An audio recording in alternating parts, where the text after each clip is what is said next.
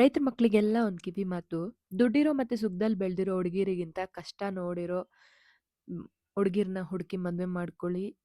ಬಡವ್ರ ಮಕ್ಳಾದ್ರೂ ಪರವಾಗಿಲ್ಲ. ಅವರಷ್ಟೇ ನಿಮ್ ಕಷ್ಟ ಮತ್ತೆ ನಷ್ಟದಲ್ಲಿ ಜೊತೆಗಿರ್ಲಿಕ್ಕೆ ಸಾಧ್ಯ. ಇನ್ನ ಇವತ್ತಿನ ಕೆಲಸಕ್ಕೆ ಬರೋದಾದ್ರೆ ಹುಳು 5 ದಿನದಲ್ಲಿತ್ತು. ನಮ್ಮವ್ರಿಗೇನೋ ತೋಟದ ಹತ್ರ ಸ್ವಲ್ಪ ಕೆಲಸ ಇದ್ದಿದ್ರಿಂದ ಅವ್ರು ಸೊಪ್ಪು ಕೊಯ್ಯಕ್ ಬಂದಿರ್ಲಿಲ್ಲ. ಇವನೇ ನೋಡಿ LKG ಮಗು.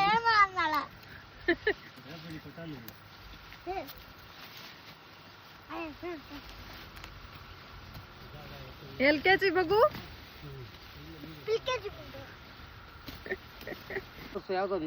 ಅದು ನಿಮ್ಮ ಅಮ್ಮನ ಕೊಟ್ಬಿಡು. ಬೇರೆ ನೀನ್ ಕುಚ ಆಗಲ್ಲ ಹೋಗಿ. ಸೊಪ್ಪು ಒಂದ್ ಸೊಪ್ಪಿಗೇನೆ ಬೇಕಿದ್ದಿದ್ದು. ಸೊಪ್ಪು ಕೊಯ್ದಿದ್ದಾದ್ಮೇಲೆ ತೋಟದ ಹತ್ರ ಬಂದು ಟ್ರ್ಯಾಕ್ಟರ್ ಹಾಕೊಂಡು ಬಂದೆ. ನಮ್ಮವ್ರು ಕಾಲ್ ಮಾಡಿದ್ರೆ ರಿಸೀವ್ ಮಾಡಿರ್ಲಿಲ್ಲ. ಹಾಗಾಗಿ ಮತ್ತೆ ಸೊಪ್ಪು ತುಂಬಿಕೊಂಡು ಹೊರಗಡೆ ಬರೋಷ್ಟೊತ್ತಿಗೆ ನಮ್ಮವರು ಕೂಡ ಬಂದ್ರು. ಆದ್ರೂ ಕೂಡನು ಕೇಳ್ದೆ ಗಾಡಿ ಹಾಕೊಂಡು ಬರ್ತೆ ಅಂತ. ನೀನೇ ಹಾಕೊಂಡು ಬಾ ಅಂತ ಹೇಳಿ ಹೋದ್ರು ಉಳುಮನೆ ಹತ್ರಕ್ಕೆ.